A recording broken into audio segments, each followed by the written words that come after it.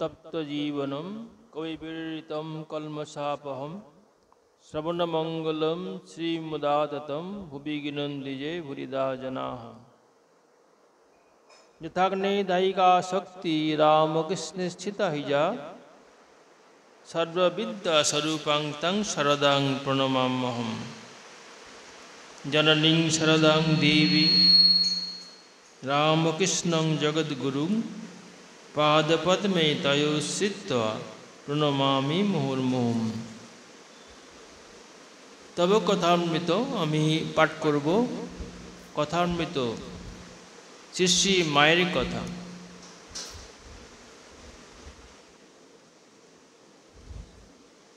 তব কথামৃতম তপ্ত জীবনম, অর্থাৎ সারদা মায়ের, ভগবান শ্রীরামকৃষ্ণের এবং স্বামীজির কথা, ভগবানের কথা।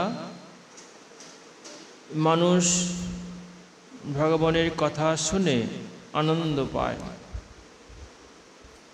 সেই জন্যে যেহেতু আনন্দ পায় সেই হেতু এই কথামৃত পাঠটি সর্ব জায়গায় পাঠ হয় এবং ভগবানের কথা হয়। ভগবানের কথা শুনে কি হয়, যারা সংসারের মধ্যে যারা আছেন, সংসারে নানা রকম অশান্তি আছে, তার মধ্যে গিয়েই এই ভগবানের কথা শুনতে হয়, তাতে মঙ্গল হয়, এটাই বলছেন।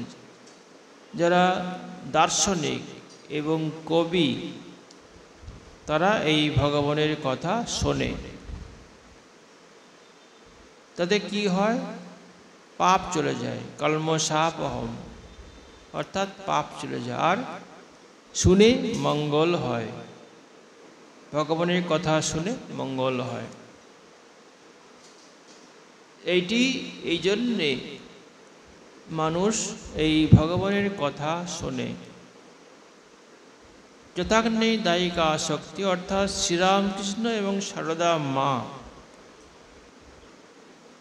আমরা জানি যে সারদা মায়ের কথা মানে ঠাকুর শ্রীরামকৃষ্ণের কথা, আবার ঠাকুর শ্রীরামকৃষ্ণের কথা মানে সারদা মায়ের কথা।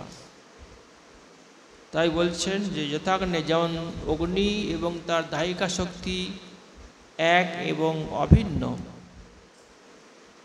অগ্নি এবং তার দায়িকা শক্তি যেমন এক এবং অভিন্ন, তেমনি শ্রীরামকৃষ্ণ এবং সারদা মা দুই হচ্ছে এক, এখানে আলাদা কিছু নেই। এই সারদা মায়ের, তিনি হচ্ছেন সর্ববিদ্যা স্বরূপ সারদা মা। অর্থাৎ যে সারদা মায়ের যে কথাগুলি, যদিও এগুলি শ্রীরামকৃষ্ণের কথা, তবুও সারদা মায়ের কথা সকলে ভালোবাসে এবং তিনি হচ্ছেন বিদ্যার স্বরূপ। সর্ববিদ্যা তার মধ্যে আছে, সর্ববিদ্যা স্বরূপ তাং সারদাং প্রণাম, সেই সারদা মাকে প্রণাম জানাই। এবং জননী সারদাং দেবীং রামকৃষ্ণং জগদ্গুরুং পাদপদ্মে তয়স্বিতা প্রণমামি মুহুর্মুহুঃ। সারদা মা এবং ভগবান শ্রীরামকৃষ্ণকে আমি প্রণাম জানাই। পাঠটি সারদা মায়ের পাঠ হবে, তার সঙ্গে একটুকু প্রথমের দিকে একটু আলোচনা হচ্ছে কথা, শ্রীরামকৃষ্ণের কথা। কি সেই কথাটি না, পণ্ডিতের সঙ্গে কথা হচ্ছে। একজন পণ্ডিত এসেছেন এবং তিনি স্বরদর্শন জানেন, পাঠ করেন, পড়েছেন তিনি, এবং অনেক বিদ্যা তিনি আয়ত্ত করেছেন, কিন্তু তার অন্তরে শান্তি নাই, অশান্ত মন, সেই নিয়ে কথা। কিরকম না, বলছেন যে আমি অনেক বিদ্যা জানি, কিন্তু আমার অন্তরে শান্তি নাই, এটি বলছেন। এক সাধুর কাছে গিয়ে তিনি এই কথাগুলি বললেন যে আমি অনেক কিছু পড়াশোনা করেছি, বেদ বেদান্ত পড়েছি এবং আরও অনেক কিছু আমি পড়েছি, পাঠ করেছি, শাস্ত্র আমি জানি, শাস্ত্রজ্ঞ, তবুও কিন্তু আমার শান্তি নেই। কি করলে এই আমার অশান্তি যা কেটে যায়? তখন সেই সাধু বললেন তাকে, যাও স্নান করে এসো, স্নান করে এসো, তারপরে কথা হবে। সেই যে পণ্ডিত, সেই সাধুর কথা শুনে তিনি স্নান করতে গেলেন পুকুরে। সেইখানে একটি মাছ ছিল বড়। সেই মাছটি বললে যে আচ্ছা, আমি জল খাচ্ছি পুকুরে। যে সেই মাছটি বলল সাধুকে যে আমি তো অনেক জল খাই, কিন্তু আমার জল পিপাসা মেটে না। ওরও একটা সমস্যা হয়েছে। কি সমস্যা? মাছের সমস্যাটা কি? মাছ বলছে যে আমি তো প্রচুর জল খাচ্ছি, একে জলের মধ্যেই আছি, তা সত্ত্বেও আমার জলের পিপাসা মেটে না। কেন? পণ্ডিত বলল যে তুমি মুখ দিয়ে জল খাও আর কান দিয়ে বের করে ফেলো। বলছে যে তুমি পিপাসা তোমার কী করে মিটবে কী করে? কারণ তুমি মুখ দিয়ে জল খাচ্ছ, আর তোমার যে পাখনা আছে সেই জল দিয়ে বেরিয়ে যাচ্ছে, তাহলে কি করে হবে? সেটি বলল। তখন তুমি বলছেন যে পিপাসা মেটাবে কী করে? উল্টো করো, তাহলে মিটবে। উল্টো করতে বলছে যে না, এটা তুমি ওই পাখনা দিয়ে বের করবে না, কান দিয়ে তুমি খাবে, জল খাবে, আর মুখ দিয়ে তুমি বের করবে, এটা বলছেন। সাধু বলছেন যে তুমি উল্টো করো, তাহলে হয়ে যাবে। পণ্ডিত বলল, পণ্ডিত পড়েছেন অনেক, কিন্তু ধারণা হয়নি এটা। তা আসল কথাটি হচ্ছে যে আমরা পড়াশোনা করি, কিন্তু আমাদের ধারণা নেই। এটাই বলছেন যে পণ্ডিত অনেক পড়াশোনা করেছেন ঠিকই, কিন্তু তো এটা কে বলেছে? না, বলেছে মাছ বলেছে। মাছ যে দেখো, তুমি তো আমাকে বলছো যে উল্টো দিয়ে করো, উল্টো দিকে, অর্থাৎ তুমি কান দিয়ে তুমি জল খাও আর মুখ দিয়ে বের করে দাও। এটা বলছেন যে এটাই বলছেন যে জল খাচ্ছি কিন্তু পিপাসা মিটছে না। পণ্ডিত বললো তুমি মুখ দিয়ে জল খাও আর কান দিয়ে বের করো। তা বলছেন না, উল্টোটা করো, যে কান দিয়ে তুমি জল খাও আর মুখ দিয়ে ফেলে দাও, এটা বলছেন। তখন সেই মাছ তখন বলল যে দেখো, তুমিও তাই করো, তুমিও উল্টো করো, তাহলে তোমার এই যেসব বলছো যে আমি অনেক পড়াশোনা করেছি কিন্তু আমার শান্তি মেটেনি, এটা বলেছিল। তা পণ্ডিত পড়েছেন, কিন্তু অনেক ধারণা হয়নি। আসলে ধারণাটা দরকার। বক্তব্য আসছে যে আমরা পড়াশোনা করি, অনেক পড়ি, কিন্তু আমাদের ধারণা হয় না। অর্থাৎ ধারণা কি? শ্রবণ মনন নিদিধ্যাসন। শ্রবণ মনন নিদিধ্যাসন, আমাদের এগুলি করা দরকার। অনেক আমরা শুনছি, পড়ছি, কিন্তু আমরা ধারণা করতে পারি না, জানি না, এবং আমাদের সেটা ঠিকভাবে আমরা গ্রহণ করতে পারি না। এইটা কি হচ্ছে? সেরকম কি দরকার? সেটা কি না, শ্রবণ মানে শোনা। আমরা শুনবো, অনেক শুনবো, শ্রবণ। আর একটা হচ্ছে শ্রবণ মনন, অর্থাৎ মনে করুন আজকে আপনি যে কথাগুলি শুনলেন, আজকে আপনি এই যে কথাগুলি শুনছেন, এটাকে আপনাকে বাড়িতে গিয়ে এটাকে মনন করতে হবে। মানে মনে মনে এটাকে পরীক্ষা করতে হবে এবং যেগুলো শুনেছেন সেগুলোকে আবার মনে মনে আপনাকে করতে হবে সেগুলি। তাই বলছেন যে আমাদের দরকার কি শ্রবণ করা এবং মনন করা, মানে যেমন ধ্যান করছেন, ধ্যান করে আপনি যদি খুব ভালোভাবে ধ্যানটা করেন তাহলে আপনার কাছে এই যে আপনি ধ্যানটা করলেন সেই ধ্যানটা আপনার মনের মধ্যে থেকে যাবে। এইটা হচ্ছে, এটাই বলছেন যে শ্রবণ মনন নিদিধ্যাসন। নিদিধ্যাসন অর্থাৎ মনে মনে আপনি করছেন এবং ধ্যান করছেন, মাঝে মাঝে ধ্যান, মাঝে মাঝে কেন সবসময় ধ্যান করবেন আপনি, এবং যে ধ্যানটা আপনি করছেন এটা মনে মনে আপনাকে এটা করতে হবে মনে মনে। তাই বলছেন শ্রবণ মনন এবং নিদিধ্যাসন, এই তিনটি আমাদের প্রয়োজন, সেটাই বলছেন। আর বলছেন যে সে তাহলে হবে কি হবে, ধ্যান করলে আমাদের ধ্যান ধারণা এটা আমাদের হবে, ধ্যান ধারণা চাই। এটা কি বলছেন সেটা মনে করুন আপনি দীক্ষা নিয়েছেন তো এখানে কারা আছে দীক্ষা নেয়নি? কে হাত তুলুন তো। দীক্ষা নেয়নি কে? হাত তুলুন। আপনি একজন, বাকি সবাই দীক্ষা নিয়েছে? সবাই নিয়েছে। আপনার কি দীক্ষা নেওয়ার ইচ্ছা আছে?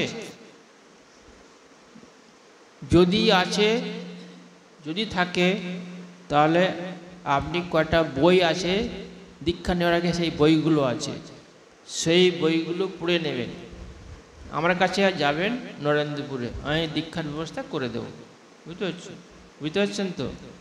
দীক্ষার ব্যবস্থাটা আমি করে দেবো। যদি দীক্ষার ইচ্ছা থাকে আপনার তাহলে দীক্ষার ব্যবস্থাটা আমি করে দেবো। ছোট ছোট বইগুলো আছে, 5টা বই আছে, পড়ে নিলে আমি দীক্ষার ব্যবস্থা করে দেবো। আর যদি বলে যে না আমার দীক্ষা দরকার নেই, তার ঠিক আছে। ওটা অনেকে আছে না আমার দীক্ষা টিক্ষা নিতে পারবো না, ওরা যেমনই আছে। তো এরকম ব্যাপারগুলো হচ্ছে। তাই বলছেন যে ধ্যান করা চাই, শ্রবণ মনন নিদিধ্যাসন। আর কি বলছেন যে সৎসঙ্গ, সাধুসঙ্গ এটা চাই, প্রয়োজন আছে সাধুসঙ্গ।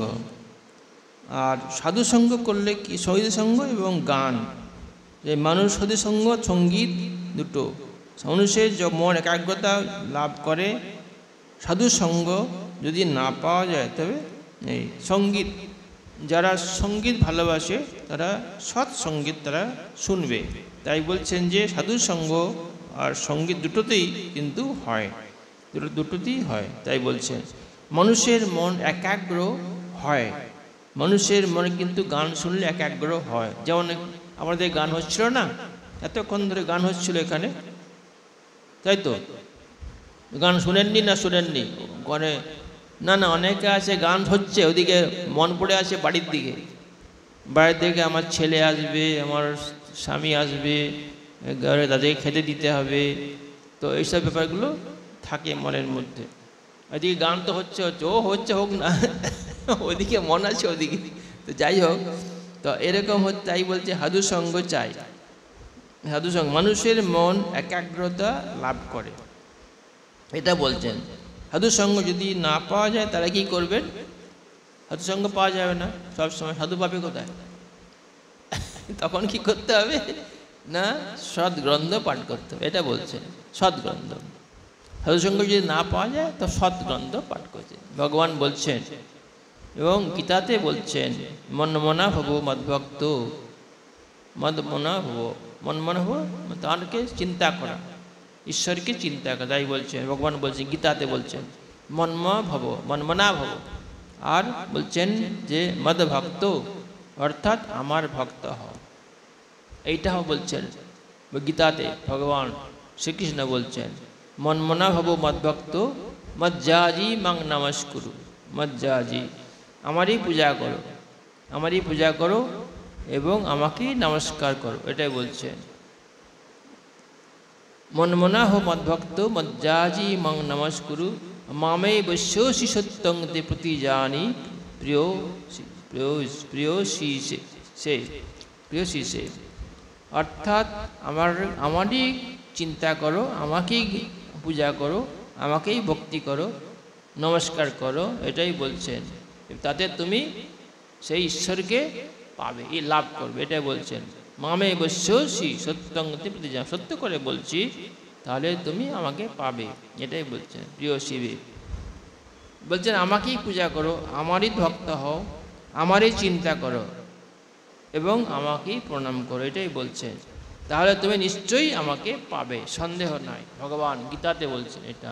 তাই প্রিয় ও শ্রেয় দুটি জিনিস আছে। বলছেন যে আমাদের জগতে দুটি জিনিস আছে, একটা হচ্ছে প্রিয়, একটা হচ্ছে শ্রেয়।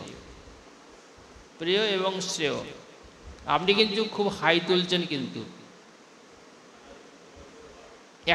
এক নম্বর হচ্ছে যে আপনি খুব টায়ার্ড, এক নম্বর। আর দ্বিতীয় নম্বর হচ্ছে আপনাকে ভালো লাগছে না, এই কথাগুলো ভালো লাগছে না। দুটো জিনিস হয়। একটা হচ্ছে যে আপনি খুব টায়ার্ড আছেন, আর দুটো হচ্ছে যে আপনার ভালো লাগছে না কথাগুলো, মানে আপনি গ্রহণ করতে পারছেন না। বুঝতে পারছেন? আপনার ইচ্ছা আছে কিন্তু আপনি গ্রহণ করতে পারছেন না। এটা এই যে কথাগুলো বলছি, তো ঠাকুরের কথা তো, এগুলো তো গান নয়। তো গান যেহেতু নয়, একটু কষ্ট করে শুনতে হবে এগুলো। এই যে কথাগুলো বলছি এগুলো, সেই জন্যে আপনাকে একটু কষ্ট করতে হবে। এই কথাগুলো জানেন না তো আপনি, সেই জন্যে আপনি গ্রহণ করতে পারছেন। এরা অনেকেই জানে কথাগুলো, সেই জন্য ওরা চুপ করে বসে আছে। তো সেই জন্যই বলছি যে আপনার ইচ্ছা আছে, সেই জন্যই বলছেন প্রিয় এবং শ্রেয়, এই দুটি জিনিস প্রিয় এবং শ্রেয় শক্ত আছে। এইসব জন্য কথাগুলো গ্রহণ করা খুব শক্ত। প্রিয় এবং শ্রেয়, প্রিয় হচ্ছে সাংসারিক জিনিস, এগুলো হচ্ছে প্রিয়। কি পাবো সেইটা, সাংসারিক জিনিসগুলো, সংসারের যে জিনিসগুলো সেগুলো হচ্ছে প্রিয়, আমাদের যেগুলো প্রয়োজন সেটা হচ্ছে প্রিয়। তাই বলছেন যে সাংসারিক জিনিস এগুলো কি হয়, এগুলোতে বন্ধন হয়। যতই আপনি জিনিসপত্র কিনবেন ততই আপনার বন্ধন হবে, যেটা প্রয়োজন, খুব প্রয়োজন, সেটা নিলে কিছু হবে না। তাই বলছেন যে সাংসারিক জিনিস বন্ধন, এটা বন্ধন করে মানুষকে। প্রিয় হলেও ভোগ করা হয়ে গেলে, বলছেন যে প্রিয় যেটা আমার প্রয়োজন ছিল সেইটা যখন আমি যদি পেয়ে যাই তাহলে কি হয়, তখন বলছেন যে আমার যে ইচ্ছাটা ছিল সেটা চলে যাবে। আমার জিনিস পেয়ে গেছি, তাহলে আর কোনো প্রয়োজনই নেই। মনে করেন একটা পেন আপনার দরকার, পেন দরকার, আপনার পেনটা আপনার দরকার আছে কাজকর্মে, আপনার পেনটা পেয়ে গেছেন, বাস, আর কোনো দরকার নেই আপনার। তখন বলছেন যে প্রিয় যদি পেয়ে যায় তখন শ্রেয়কে চাই, শ্রেয়।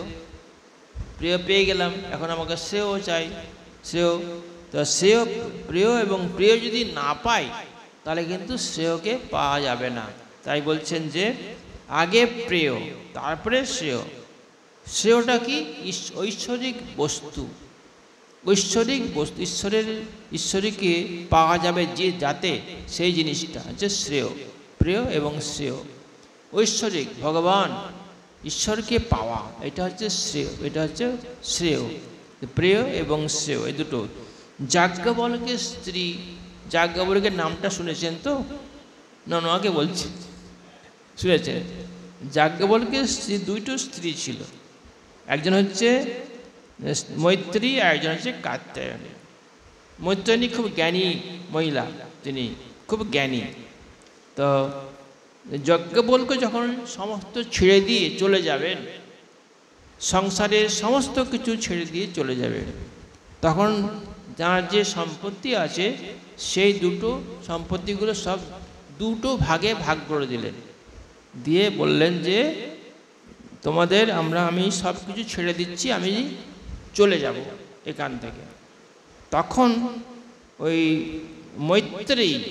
মৈত্রী বললেন যে আমি কোনো জিনিস চাই না, আমি কোনো জিনিস আমার দরকার নেই, প্রয়োজন নেই। কিন্তু কাত্যায়নী কিছুই বলেননি, অর্থাৎ তিনি চান, যা আছে সব চাই, যেটা দরকার দিয়েছেন, চান সেই সম্পত্তি। এটা হচ্ছে প্রবজ্জা গ্রহণ করবেন যাজ্ঞবল্ক্য। তার দুই স্ত্রীকে সব কিছু দিয়ে যাবেন। মৈত্রী বললেন, না, আমি কিছুই চাই না এইসব, আমি আত্মজ্ঞান চাই। এটা তার স্ত্রী বলছেন যে আত্মজ্ঞান আমার চাই, আমার এইসব কোনো কিছুই আমার প্রয়োজন নেই, এগুলো জিনিসপত্রের আমার প্রয়োজন নেই, আমার আত্মজ্ঞান চাই, আপনি আমাকে আত্মজ্ঞান দিন, এটাই বলছেন মৈত্রী। তখন বলছেন যে আমাদের ঠাকুর শ্রীরামকৃষ্ণও কিন্তু বলেছিলেন, কি বলেছিলেন? ঠাকুর শ্রীরামকৃষ্ণ বলেছিলেন যে আমাদের সারদা মাকে বলেছিলেন যে তুমি কি আমাকে সংসার পথে নিয়ে যেতে চাও? এটা শুনেছেন? আপনি শুনেছেন? শুনেছে বলছে। তো বলছেন যে তুমি কি আমাকে সংসার পথে নিয়ে যেতে চাও? তখন সারদা মা বলছে, না, তোমাকে ধর্মের পথে আমি নিয়ে যেতে চাই, ধর্মের প্রতি সহায় হবে, তো আমি ধর্মের প্রতি সহায় হব, এটা বলছেন সারদা মা। আমি তোমাকে এই তোমার যে ধর্মপথের সহায় হব, সহায়, এটা বলছেন। এবং তাই হয়েছিলেন। আপনারা সারদা মায়ের যদি জীবনী পড়েন দেখতে পাবেন যে সারদা মা ঠাকুর শ্রীরামকৃষ্ণকে সমস্ত কিছু তিনি তাই হয়েছিলেন, এবং তিনি সংসার পথে নিয়ে যেতে চাননি, তিনি ধর্মপথে সহায় হয়েছিলেন।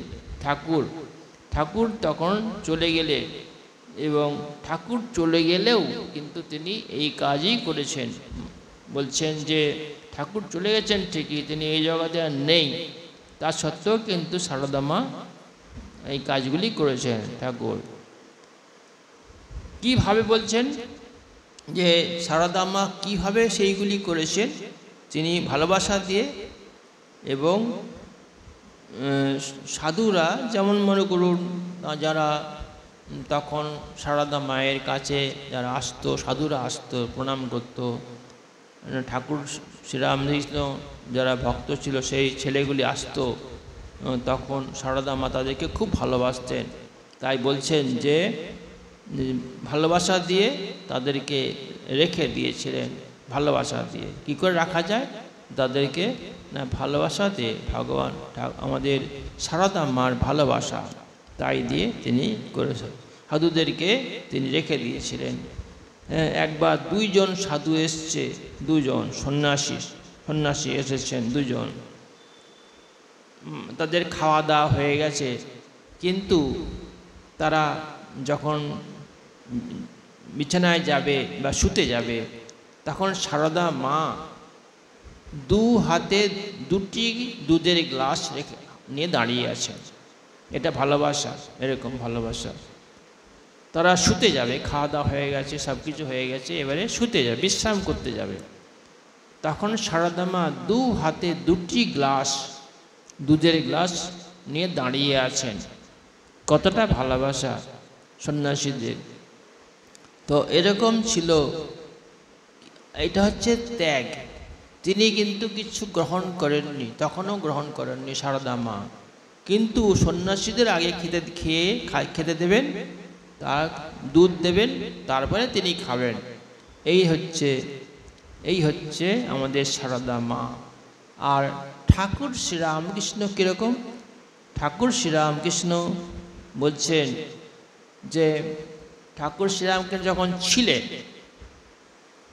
তখন কামারপুকুরে অনেকেই আসতো, কামারপুকুরে আসতো, এবং গঙ্গার ধারে ঠাকুর শ্রীরামকৃষ্ণ ছিলেন। সেই সময় বহু মানুষ আসতো, ভক্তরা আসতো, এবং ঠাকুর শ্রীরামকৃষ্ণ তিনি কিছুই করতেন, চুপচাপ থাকতেন, এবং ভক্তরা এলে কথাবার্তা বলতেন। তো এরকমভাবে, আর সারদা মা কী করতেন? প্রচুর জিনিসপত্র আসতো, তাই না? যদি ঠাকুর বাড়িতে কেউ থাকে, আমাদের মনে করুন মন্দিরে আমি মন্দিরের পাশে থাকি, প্রচুর জিনিসপত্র আসছে, আমি কি করবো? জিনিসপত্র ভক্তদের আমি দিয়ে দিতাম। কী করবো? সেই মিষ্টি খাবার দাবার সমস্ত আসতো, সব দিয়ে দেওয়া হয়। তো এখানেও সারদা মা করতেন কি, অনেক ভক্তরা আসতো, ঠাকুরের জিনিসপত্র যেগুলি আছে সবগুলো দিয়ে দিতেন, সব দিয়ে দিতেন। তো অনেক রকম লোকও আছে, কেউ কেউ আছে মেয়েরা ঠাকুর শ্রীরামকৃষ্ণ যে যে বলে দিত, উনি তো সব দিয়ে দিচ্ছেন, বলে দিত।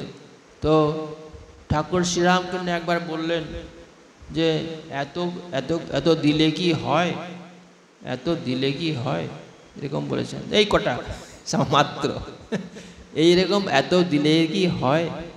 তখন আমাদের সারদা মা বলেছিলেন আমার জন্যে নয়, অন্তত আমার জন্যে নয়, যা দিয়ে দিচ্ছি এগুলো আমার জন্য নয়, এগুলো ভক্তদের জন্যে। ভক্তরাই দিয়ে যাচ্ছে, ভক্তদের আবার দিয়ে দেওয়া হচ্ছে।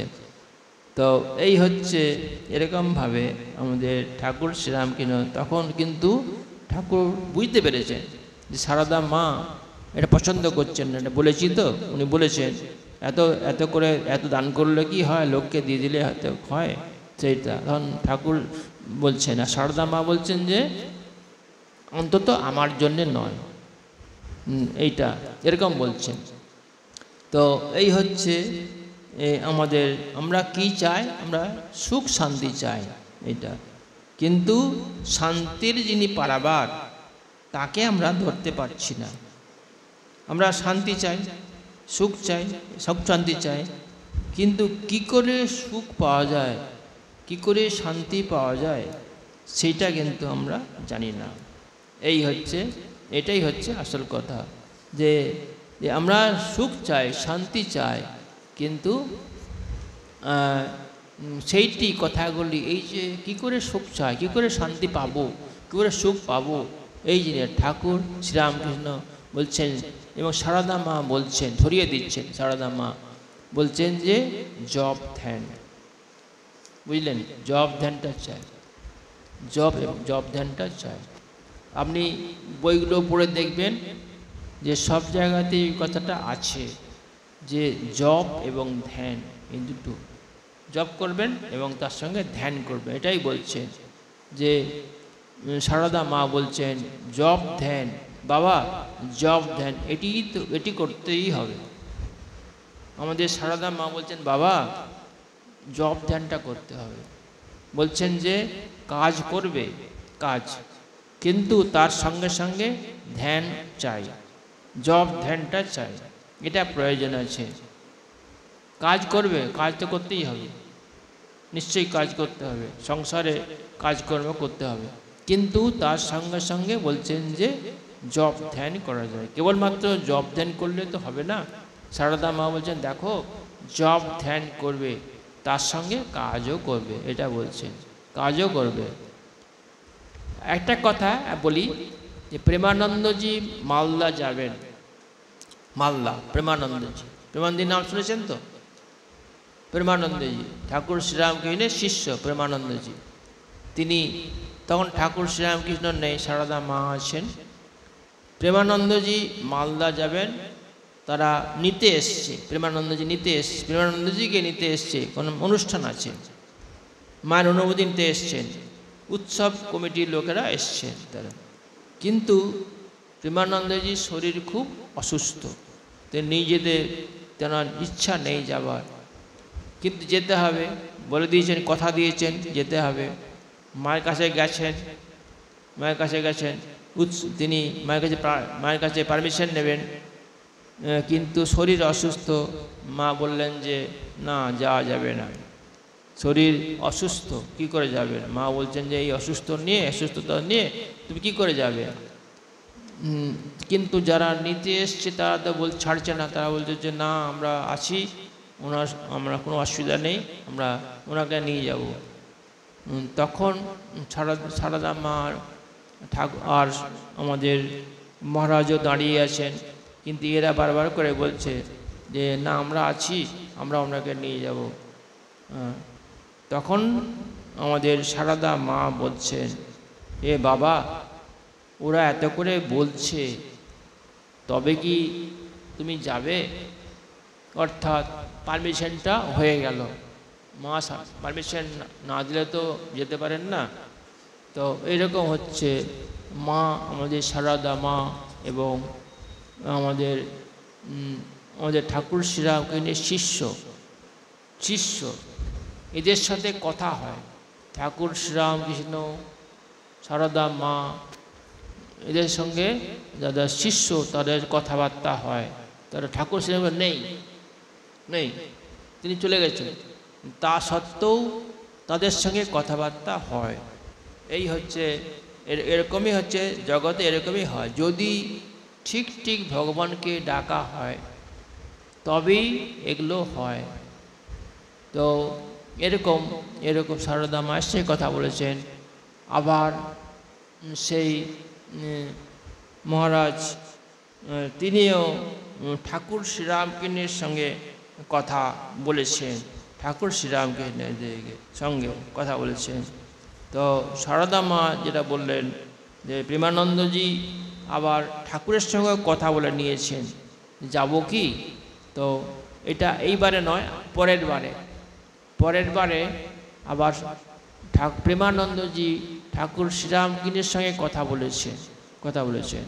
কথা বলে তিনি কথা বলছেন, উনি কথা শুনতে পাচ্ছেন, বলছেন ঠাকুর শ্রীরামকৃষ্ণ যে না, যাওয়া যাবে না, তোমাকে যেতে হবে না, একবারে স্ট্রিক্ট, যেতে হবে না তোমাকে। মা তো বলেছেন যে না যাও। এটা আগের বারে। এই পরের বারে ঠাকুর শ্রীরামকৃষ্ণের কাছে পারমিশন নিতে গেছেন। ঠাকুর শ্রীরামকৃষ্ণ উপরে চলে গেছেন, নেই, বলছেন না তুমি যাবে না। কি হলো ঘটনাটা? না, দেখা গেল একটা বিরাট অ্যাক্সিডেন্ট হয়েছে। তো উনি গেলে ওই অ্যাক্সিডেন্টের মধ্যে পড়ে যেতেন, তখন কি হতো? সেই জন্যে ঠাকুর শ্রীরামকৃষ্ণ বারণ করেছিলেন, না তুমি যাবে না, তোমাকে যেতে হবে না। তো এরকম করে তখনকার দিনে মানুষ এরকমভাবে ঈশ্বরের সঙ্গে কথা বলতো এবং পারমিশন নিত, কথা বলতো। যদি বারণ বুঝতে পারতেন যে না বারণ করছেন, তখন যেতেন না। এরকম হচ্ছে। এরপরে আমি শ্রী মায়ের কথা একটু পড়বো, বেশি সময় নেই, অনেক সময় চলে গেছে না আজকে। 7:18 হয়েছে। সরজুবালা মায়ের খুব প্রিয়, সরজুবালা। তো একদিন সন্ধেবেলায় সরজুবালা বলছেন যে সন্ধেবেলায় গেছি, শুনে মা বলছেন, সারদা মা বলছেন, সরজুবালাকে বলছেন, সরজুবালার সঙ্গে অনেকে আসতো মায়ের কাছে, তাই বলছেন যে একদিন সন্ধেবেলায় গেছি, শুনি মা বলছেন, মা কি বলছেন? নূতন ভক্তদের ঠাকুর সেবা করতে দিতে হয়। যারা নূতন আসছে, মনে করুন আপনার এখানে যারা আশ্রম, তো অনেকে আছে যারা নূতন আসছে, তাদেরকে বলছেন যে তাদের নবানুরাগ সেবা হয়, ভালো হয়। কারণ তাদেরকে সেবা করতে দিতে হয়, মানে ঠাকুরের কাজ করতে দিতে হয়, এটা বলছেন। কেন বলছেন? যে তাদের নবানুরাগ সেবা হয় ভালো, তাদের সেবা করছে, তো ঠাকুরের সেবা করছে, তাদের মনটা অন্যরকম থাকে, এটাই বলছেন, ভালো হয়। ওরা সব সেবা করতে করতে তাদের হয়ে গেছে, টায়ার্ড হয়ে পড়েছে। যারা সেবা করছে, তারা সেবা করতে করতে এমন তাদের হয়ে গেছে যে তাদের টায়ার্ড হয়ে পড়েছে। সেই জন্য যারা নূতন আসছে তাদেরকে সেবা করতে দিতে হয়, এটা বলছেন। সেবা কি বলছেন? মা বলছেন, সেবা কি করলেই হয় মা? সেবা অপরাধ না হয় সেদিকে লক্ষ্য রাখা হয়, তবে এটা বলছেন যে ইচ্ছা সেবা বললেই সেবা নয়, এটা বলছেন। কীরকম? যে ঠাকুর সেবা যারা পুজো করছে এখানে, বা এখানে যারা আরতি করছে, সেটার কথা বলছেন যে সেবা কি করলেই হয় মা? সেবা অপরাধ না হয় সেদিকে লক্ষ্য রাখতে হবে, তবে কে জানে মানুষ অজ্ঞ, জেনে তিনি ক্ষমা করে দেন। বলছেন যে হয়তো কোনো ত্রুটি হলো কোনো কিছু, তখন মা বলছেন দেখো সেবা করাটা অত সহজ নয়, কিন্তু মানুষ জানে না, হয়তো ভুল করে ফেলেছে, সেই জন্যে ভগবান ক্ষমা করে দেন। এটা মা বলছেন। জনৈকা সেবিকা কাছে ছিলেন, তাকে লক্ষ্য করে বললেন, কি কি না বুঝতে পারলাম না। কেন না বলছেন যে তাকে লক্ষ্য করে বলছেন যে বললেন কি না বুঝতে পারলাম না, কেন না বলছেন যে বুঝতে ঠিক বুঝতে পারবে না, বললেই তো বোঝা যাবে না। বলছেন যখন চন্দনটা ঘষা হয়, চন্দন ঘষা হয়, অন্য অন্য ফুল বেলপাতা এইসবগুলো পরিষ্কার করা হয়, বলছেন যে চন্দনে যেন খিচ না থাকে, মানে চন্দনটা এমনভাবে একটা মোলায়েম করে বাটতে হবে চন্দনটাকে। আর বলছেন যে ফুল বেলপাতা যেন পোকা কাটা না হয়। বেলপাতা এবং ফুল আপনি যদি বাজার থেকে নিয়ে আসেন বেলপাতা এবং ফুল নিয়ে যান, দেখতে পাবেন সমস্ত পোকা কাটা, প্রচুর ফুল পড়ে আছে কিন্তু সব মানে পোকা কাটা। তো সেইটা দেখে নিতে হয়, বেলপাতা ফুল বেলপাতা এগুলো সব দেখে নিতে। তাই বলছেন যে পুজো বা পুজোর কাজের সময় যেন নিজের কোনো অঙ্গে, চুলে বা কাপড়ে হাত যেন না লাগে, এটা বলছেন। এটা মেয়েদেরকে বলছেন, কিন্তু এটা তো আপনারা বসে আছেন, 3 জন, ওইখানে আছে 2 জন আছে, 5 জন আছে। বলছেন যে যখন পুজোর কাজ করবে তখন যেন হাত, কাপড়ে যেন হাত না লাগে, এরকম চুলে যেন হাত না লাগে, এইগুলো সব দেখতে হবে, তারপরে কাজ করতে হবে। এই কথাগুলি বলছেন। পুজোর কাজ যত্নের সঙ্গে ওইসব করা চাই, এটা বলছেন। আর ভোগরাগ যেগুলি ঠিক সময় দিতে হয়। ভোগরাগ মনে করুন এই যে আপনারা ঠাকুরের জন্য আপনারা পুজো হচ্ছিল, পুজো, সেই পুজোটা যেন ঠিক সময়ে হয়। আজকে 7টার সময় হলো, কালকে 8টার সময় হলো, তার আগের দিন 6টার সময় হলো না, এরকম নয়, টাইমটা ঠিক রাখতে হয়, এটা বলছে। তো একান্ত যত্নের সঙ্গে করতে হয়, ঠিক সময়ে ভোগরাগটা দিতে হয়, এটা বলছেন। রাত্রি প্রায় 8:30 গিয়ে দেখি মা তখন ঠাকুর ঘরের উত্তরে রাস্তার দিকে বারান্দায় অন্ধকারে বসে জপ করছেন। তখন রাত্রি 8:30টার সময় সারদা মায়ের পুজো আজা সব হয়ে গেছে, তখন তিনি জপ করছেন, বসে বসে জপ করছেন, সেটা বলছেন। জপ করছেন বসে বসে। পাশের ঘরে আমরা বসবার খানিক পরে মা উঠে এলেন এবং হাসি মুখে বললেন, এসেছো মা, এসো এসো। মা তখন বুঝতে পেরেছেন যে সরজুবালা এসছেন, তো তখন তিনি বলছেন যে মা এসেছো, আচ্ছা এসো মা এসো, এটা বলছেন। খানিক পরে মা কাছে এসে বললেন, একটি বৃদ্ধা অপর একজনের কাছে ভক্তির সাথে একটি গান শিখছিলেন। মা তাই শুনে বললেন, হ্যাঁ ও যা শেখাবে 2 ছত্র বলে আবার 2 ছত্র বাদ দিয়ে বলবে। আহা, গান গাইতেন ঠাকুর যেন মধু ভরা গানের উপর যেন ভাসছেন, যে গানে কান ভরে যায়। এখন যে গান শুনি সে শুনতে হয় তাই শুনি। আর নরেনকে কি পঞ্চমী তো বলছেন যে ঠাকুরের গান কথা বলছেন। ঠাকুরের গান তো সারা আপনারা জানেন, ঠাকুর কীভাবে গান গাইতেন জানেন আপনারা। আর আমাদের স্বামী বিবেকানন্দ খুব সুন্দর গান গাইতেন। আমাদের স্বামীজি গলাটি খুব সুন্দর ছিল, মিষ্ট গলা ছিল স্বামীজির। ওই সবাই স্বামীজির গান গাইতে শুনতে ভালোবাসতেন। রাধু এই সময় মাকে তার কাছে গিয়ে শুতে বলায় মা বললেন, তুমি যাও না সৌগে, আহা ওরা কত দূর থেকে এসছে, আমি এদের কাছে একটু বসি। রাধু তবুও ছাড়ে না। দেখে আমি বললাম, আচ্ছা মা চলুন। ওই সরজবালা বলছেন আর মা চলুন, ওখানেই বসবো, ঠাকুর ঘরে চলুন, শোবেন। ঠাকুর ঘরেই ওখানে যেখানে মা থাকতেন সেটি ঠাকুর ঘরেই ছিল, তাই সবাই বলছেন যে ওখানেই চলুন, ওখানেই বসবো।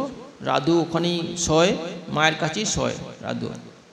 মা শুয়ে শুয়ে কথা বলতে লাগলেন। এই হচ্ছে।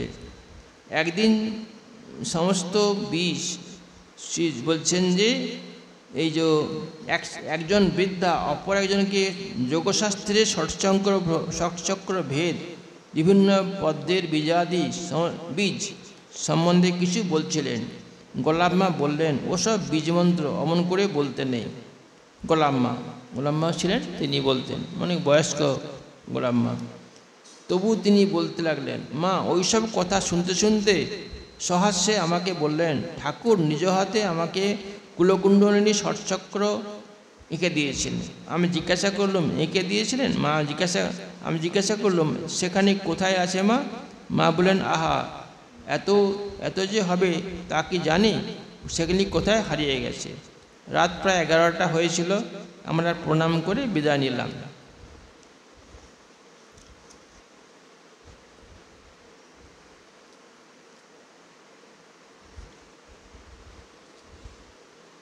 কার্তিক মাসে শিউলি ফুল দিয়ে পুজো করতে হয়। এটা বলছেন যে সরোজবালা পরের দিন এসছেন, এসে ফুল নিয়ে এসছেন। তো শিউলি ফুল নিয়ে এসছেন। পুজোর আগে শিউলি ফুল ফোটে, তাই বলছেন এই ফুল এনে বেশ করেছো। মা বলছেন, এই ফুল এনেছো, বেশ করেছো। কার্তিক মাসে শিউলি ফুল দিয়ে পুজো করতে হয়। এবার আজ পর্যন্ত এই ফুল ঠাকুরকে দেওয়া হয়নি। কারণ কে দেবে? সবাই তো আর জানে না, আর গাছও সেরকম নেই, আর বাজার থেকে সাধারণত নেওয়া হয় না ওই শিউলি ফুল, কারণ ভালো ফুল পাওয়া যায় না। তো সরোজবালা ফুল নিয়ে এসছেন। মা দেখে খুব খুশি হলেন। ঠাকুর বলছেন যে ফলে দেখলুম, আবার ওইরূপ ভাববার আগেই মা সকল কথা ভেবে রেখেছেন। কারণ সমস্ত ফুলগুলিতে চন্দন মাখিয়ে মন্ত্র দ্বারা পুষ্পশুদ্ধি করে নিয়ে পুজো করতে বসবার সময় দেখলুম তিনি থালার পাশে কিছু ফুল আলাদা করে রেখে দিলেন। পরে পূজা শেষ হলে উঠে বললেন, এসো গো এসো, থালায় তোমার কি হয়েছে? না, শিউলি ফুল আর অন্যান্য ফুল আছে, সেই ফুলগুলি তিনি আলাদা করে রেখে দিয়েছেন। পূজা হয়ে গেছে কিন্তু ফুলগুলি রেখে দিয়েছেন। কি ফুল হবে? না, ওই ফুলগুলি যে ভক্তরা এসছেন তারা যে ফুলগুলি ঠাকুরের পায়ে দেবে, এটা ঠিক নেই।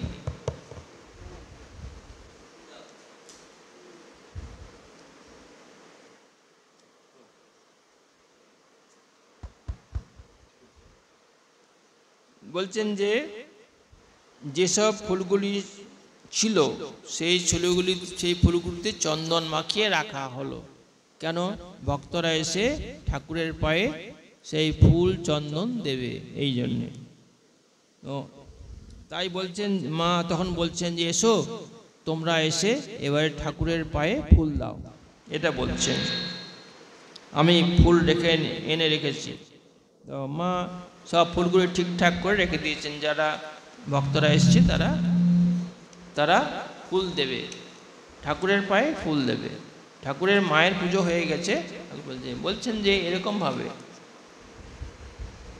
সকলে এসে সানন্দে মায়ের পায়ে, ঠাকুরকে দেয়া হয়ে গেলে মায়ের পায়ে ফুল দিচ্ছে, তাই বলছেন।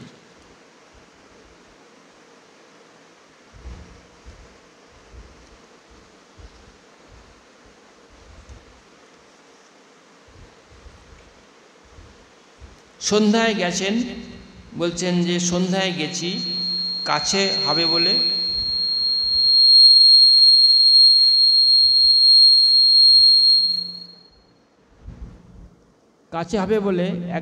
এখন বাগবাজারের বাসায় আছি। ঝড়জমালা বলছেন বাগবাজারের বাসায় আছি, কাছে হবে, মায়ের কাছে দেখা করতে পারবে, সেই জন্যই বলছেন আজকে সন্ধ্যায় গেছি, কাছে হবে বলে বাগবাজারে আছেন। রোজই প্রায় শেষ বেলায় মার কাছে যান।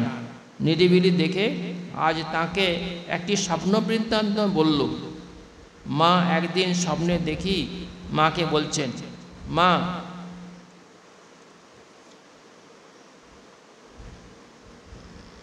এলা আমার না পড়েছিল। বলছেন যে সন্ধ্যায় গেছি, একটি স্বপ্ন বৃত্তান্ত। বলছেন যে স্বপ্নে দেখি আপনি তখন জয়রামবাটিতে, আমি যেন সেখানে গিয়েছি। ঠাকুরকে সামনে দেখে প্রণাম করে জিজ্ঞেস করলো, মা মা কোথায়? তিনি বললেন, ওই গলি ধরে যাও, খড়ের ঘরে সামনের দাওয়ায় বসে আছেন। মা শয়ন করছিলেন। শয়নে উৎসাহে একেবারে উঠে বসলেন। ঠিক মা, ঠিকই তো দেখেছ। আমি সত্য না কি মা? জিজ্ঞাসার জন্য। আমার কিন্তু এতদিন ধারণা ছিল আপনার পিত্রালয়ে ইটের কোঠা বাড়ি, তাই মাটির দেওয়া খড়ের চালা দেখে ভাবছিলুম মনের ভ্রান্তি। ভগবানের জন্য তপস্যা করা প্রয়োজন। এই প্রসঙ্গে মা এখন বললেন, আহা, গোলাপ, যোগিন ওরা কত ধ্যান জপ করেছে। যোগিন কতবার চতুর্মাস্য করেছে, একবার শুধু কাঁচা দুধ ও ফল খেয়েছিল, এখনও কত জপ ধ্যান করে। গোলাপের মনে বিকার নেগলি বলছেন, মা বলছেন যে ভক্তদের বলছেন যে ভগবানের জন্য তপস্যা করা প্রয়োজন, এটা বলছেন। ভগবানকে পেতে গেলে বলছেন যে তপস্যা করা প্রয়োজন, এটা এই কথাটাই বলছেন মা। ভগবানের জন্য তপস্যা করা প্রয়োজন। কথা প্রসঙ্গে মা বললেন, আহা, গোলাপ, যোগিন ওরা কত ধ্যান জপ করেছে। যোগিন কতবার চতুর্মাস্য করেছে, একবার শুধু কাঁচা দুধ ফল খেয়েছিল, এখনও কত জপ ধ্যান করে। গোলাপের মনে বিকার নেই, দিলে হয়তো এটা বলছেন যে এরা সব ধ্যান জপ করেছে, অনেক ধ্যান জপ করেছে, এটাই বলছেন। তো মায়ের যার সঙ্গে যারা থাকে তাই বলছেন। বৈশাখ মাসের শ্রী মা জয়রামবাটি হতে এসেছেন। ম্যালেরিয়া জ্বরে ভুগে দেহ জীর্ণ হয়েছে, জীর্ণ হয়ে গেছে। একটু সুস্থ হলেই দেখা করা উচিত মনে করে তাঁর অসুস্থ শরীর বলে এখনও কাউকে বড় একটা দর্শন করতে দেওয়া হচ্ছে না শুনে এতদিন দেখতে যায়নি। পরে মেয়েদের আসতে বাধা নেই। আজ এই মর্মে চিঠি পেয়ে গিয়ে দেখি মা পাশের ঘরটি শুয়ে আছেন, দেহ অত্যন্ত শীর্ণ। আমাকে দেখেই বললেন, এসো মা, এতদিনে এলে গো? হ্যাঁ মা, কবেই আসতাম, কিন্তু শুনেছিলুম এখনও আপনার অসুখের জন্য আপনার ভক্ত ছেলেরা সকলের অবাধ আশাটা পছন্দ করছেন না। রাত 7:30 মায়ের চরণ দর্শনে গিয়েছি। প্রণাম করতেই বললেন, এসো মা, এসো, ভারী গরম, বসে একটু ঠান্ডা হও। তারা গিয়ে পৌঁছেছে সুমতিরা? হ্যাঁ মা, তারা গেলে পরেই আমি এসেছি। মা, দেখো মা, সকলেই বলে এ দুঃখ ও দুঃখ, ভগবানকে এত ডাকলুম, তবু দুঃখ গেল না। কিন্তু দুঃখেই তো ভগবানের দয়ার দান। বলছেন যে দুঃখ, মা বলছেন, দেখো মা, সকলেই বলে এ দুঃখ ও দুঃখ, ভগবানকে এত ডাকলুম, তবু দুঃখ গেল না। কিন্তু দুঃখই তো ভগবানের দয়ান, এটা মা বরাবরই বলছেন। দুঃখই তো ভগবানের দয়ার দান। কেন বলছেন? বলছেন এই জন্যেই যে যখনই আমাদের টাকা পয়সা, জামা কাপড়, লোকজন সব সময় আসছে, তখন কি হবে? ভগবানের দিকে মনটা থাকে না। এটা এই জন্যেই বলছেন যে ভগবানের দিকে, এই জন্যই বলছেন যে দুঃখ কষ্ট হলে তখনই ভগবানের দিকে যেতে মন ইচ্ছা হয়। আমাদের যখন দুঃখ কষ্ট হয় তখন আমাদের মনটা ঈশ্বরের দিকে যায়। আর আমি যদি আমার জামা কাপড় বেশ ভালো আছে, ঘর দুয়ার ভালো আছে, টাকা পয়সা অভাব নেই, প্রচুর টাকা পয়সা আছে, তাহলে আর ঈশ্বরের দিকে মনটা যায় না। এটাই মা বলছেন। যে মা সেই জন্যই বলছেন, দেখো সংসারে দুঃখ কে না পেয়েছে, এটা বলছেন। সেদিন বলছেন যে সেদিন আমার মনটা বড় দুঃখ ভারাক্রান্ত ছিল। তাই কি মা টের পেয়ে ওই কথাগুলি বললেন? মা বলতে লাগলেন, সংসারে দুঃখ কে না পেয়েছে। বৃন্দে বলেছিল, কৃষ্ণকে, কে বলে তোমাকে দয়াময়? রাম অবতারে সীতাকে কাঁদিয়েছ, কৃষ্ণ অবতারে রাধাকে কাঁদাচ্ছ, আর কংস কারাগারে কংস কারাগারে দুঃখ কষ্টে দিনরাত কৃষ্ণ কৃষ্ণ করছে তোমার পিতামাতা। তবে কি তোমাকে ডাকি তা এই জন্য যে তোমার নামে সমন ভয় থাকে না। শচীন এবং দেবব্রত মহারাজের কথা উঠল। মা বললেন, শচীন বড় ভাগ্যবান ছিল। দেবব্রত যে রাতে দেহ রাখলে সে রাতে ঝড় বৃষ্টি, লোকজন মাঠ তখন কেউ ছিল না। আর শচীন সকালে গেল, মঠ লোকে ভরপুর। দেবব্রত মহারাজের কথায় বললেন, দেবব্রত যোগী পুরুষ ছিল। এটা হচ্ছে শচীন এবং দেবব্রত। মাকে খুব ভালোবাসত। এরা হচ্ছে বিপ্লবী। শচীন ছিল, আপনারা জানেন, শচীনের নাম আপনারা শুনেছেন, এ ছিল বিপ্লবী শচীন। দেবব্রত ছিল বিপ্লবী। কিন্তু এরা পরবর্তীকালে এরা দেখেছে এইসব কাজের মধ্যে না যাওয়াটাই ভালো। তখন তারা সমস্ত বিপ্লবের যে কাজগুলো এগুলো না করে চলে এলেন, রামকৃষ্ণ মিশনে চলে এলেন। এবং তখন সারদা মা তাকে গ্রহণ করলেন এবং অন্যান্য মহারাজরা তাকে গ্রহণ করলেন এবং তাঁর যেসব আজে বাজে কাজগুলো ছিল সেগুলো একবারে ছেড়ে দিলেন। শচীন এবং দেবব্রত এদের কথাই বলছেন। কিন্তু পুলিশ করতো কি, ওদেরকে সব মায়ের কাছে থাকলে কি হবে, পুলিশ কিন্তু সবসময় এসে তাদেরকে চোখে চোখে রাখছে, কোথায় কি করছে না করছে। এই হচ্ছে তখনকার ব্রিটিশ, মা যখন ছিলেন তখন ব্রিটিশ রাজত্ব, তখন তাদের কথাই বলছেন মা। শচীন ও দেবব্রতর মহারাজের কথা উঠল। হ্যাঁ, এরা সন্ন্যাসী হয়ে গেছে, মা তাদেরকে গেরুয়া বস্ত্র দিয়ে দিয়েছেন, শচীন এবং দেবব্রত। তাই বলছেন শচীন এবং দেবব্রত মহারাজের কথা উঠল। মা বললেন, শচীন বড় ভাগ্যবান ছিল। আচ্ছা, এরা যেদিন মারা যায় সেদিন কথা বলছেন যে শচীন বড় ভাগ্যবান ছিল। কি ভাগ্যবান কেন কি না, শচীন যেদিন গেল মঠ লোকে ভরপুর। শচীন যেদিন মারা যায় সেদিন কি হয়, মঠ লোকে ভরপুর ছিল। তাহলে তাকে যখন গঙ্গার ঘাটে নিয়ে যায় তখন প্রচুর লোক হয়েছিল বলছেন। আর দেবব্রত বলছেন, দেবব্রত রাত্রেবেলায় শরীর গেল, সেই রাতে ঝড় বৃষ্টি হয়। যেদিনে দেবব্রত যদি শরীর যায় সেদিনে ঝড় বৃষ্টি হয়। ঝড় বৃষ্টি হলে কি হয়, লোকজন পাওয়া যায় না, সবাই চলে যাবে। সেইটাই যে রাত্রেবেলাতে লোকজন মঠে তখন কেউ ছিল না। শচীন সকালে গেল, মঠ ভরপুর। দেবব্রত মহারাজের কথায় বললেন, দেবব্রত যোগী পুরুষ ছিল। দেবব্রত সে হয়তো একটা সময় ছিল বিপ্লবী ছিল, পরবর্তীকালে তিনি দেখা গেল যে দেবব্রত যোগী পুরুষ ছিল। এবং দেবব্রত এমনই মানুষ, তার বোন সেও কিন্তু বিপ্লবীদের সঙ্গে ছিল। পরবর্তীকালে তিনি ছেড়ে দিয়ে তিনি অন্য কাজের মধ্যে তিনি মেয়েদের লেখাপড়া শেখাবার কাজে লেগে গেলেন তিনি। এইটা বলছেন। একটি স্ত্রীলোকের কথা উঠল। মা বললেন, ওরূপ চেহারার লোকের ভক্তি বড় একটা হয় না। ঠাকুর বলতেন শুনেছি। বলছেন একটি স্ত্রীলোকের কথা উঠেছে। মা বললেন, ওরূপ চেহারার লোকের ভক্তি বড় একটা হয় না। বলছেন যে ঠাকুর বলতেন এটা, যে যদি খুব সুন্দরী হয়, মেয়ে যদি খুব সুন্দরী হয় তাদের ভক্তিটা আসে না।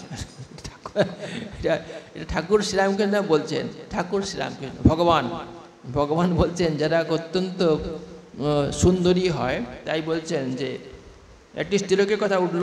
মা বললেন, ওরূপ চেহারার লোকের ভক্তি বড় একটা হয় না। ঠাকুরকে বলতে শুনেছি, এটা বলছেন। তো এরকম বলছেন যে এরকম বলছে। তখন সরজু বলছেন, হ্যাঁ মা, আমার কান তুলসে ভিতর বুদ্ধে ইত্যাদি আছে, ঠাকুরের বইয়ে পড়েছি। ভিতর বুঁদে একটা কথা আছে, সে কথাটা কি, মুখ হলসা ভিতর বুঁদো, কান তুলসী দিগল ঘটা নারী, দিগল দিগল ঘোমটা নারী, আর তার পানা পুকুরের শীতল জল বড় মন্দ কারে। এটা কথা আছে, একটা গ্রাম্য কথা একটা আছে। সেই কথাটা হচ্ছে, আমার লেখা আছে এটা, মুখ হলসা ভেতর বুঁদো। মুখ হলসা মানে হল হল করে কথা বলে, মেয়েরা বলে না, হল হল করে কথা বলে।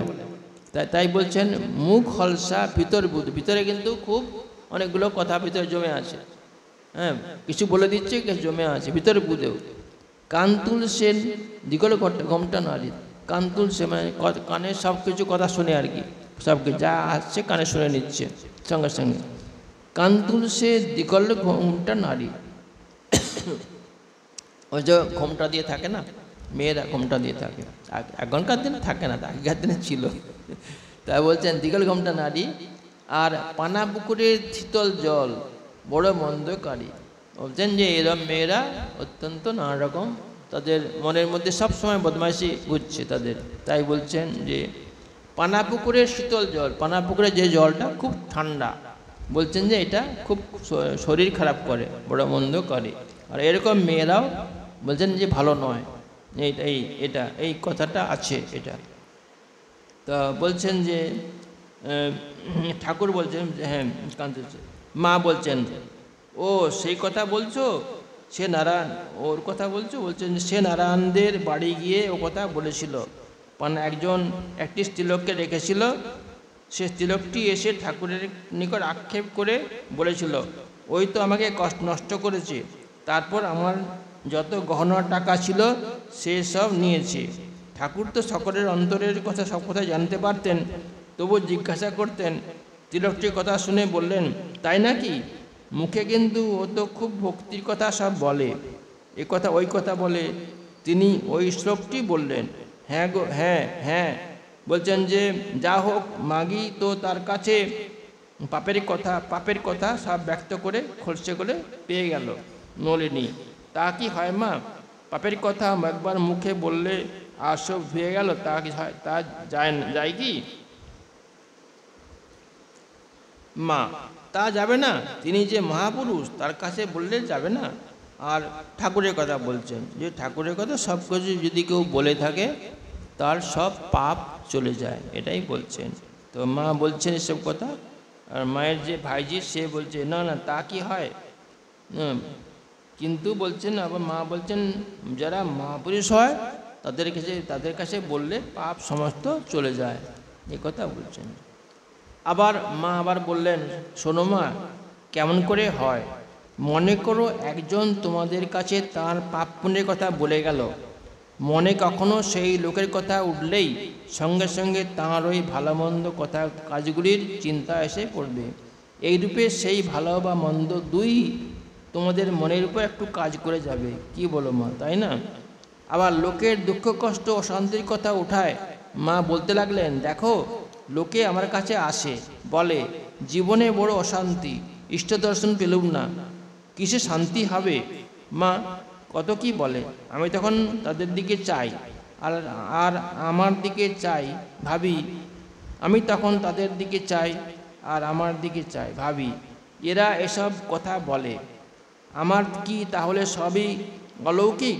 আমি অশান্তি বলে তো কোনো কিছু দেখলুম না, আর ইষ্ট দর্শন তো সে তো মুঠো সাধে। মা বলছেন যে কত লোকে এসে বলে যে মা এত জপ করলুম, ধ্যান করলুম, কিন্তু আমাদের কোনো কিছু হলো না, আমাদের শান্তি হলো না। তখন মা বলছেন যে আমার তো কোনো অশান্তি বলে কিছু দেখতে পাই না, আমি তো এত সব আছি, এত কাজ করছি, কিন্তু আমার জীবনে কোনো অশান্তি বলে কিছু পাইনি। শান্তি সবসময় আমার মনের মধ্যে শান্তি, অশান্তি বলে আমি কিছু বুঝলাম না, দেখলাম না। আর ইষ্ট দর্শন সে তো হাটের মতোই, সে মা সারদা মা বলছেন এগুলি, বলছেন যে ইষ্ট দর্শন আমার তো হাতের মতো, এটা বলছেন, মানে অর্থাৎ সারদা মায়ের কাছে সব কিছুই নাই, তাই বলছেন।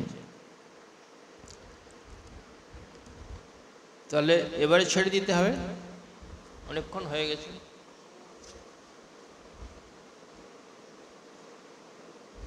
মায়ের কথাগুলি হলে যদি কেউ একটু মনে মনে এগুলো চিন্তা করতে হয়। মায়ের যে কথাগুলি এগুলো অনেকক্ষণ পড়া হয়েছে, তার আগে আরও অনেক কিছু পড়া হয়েছে।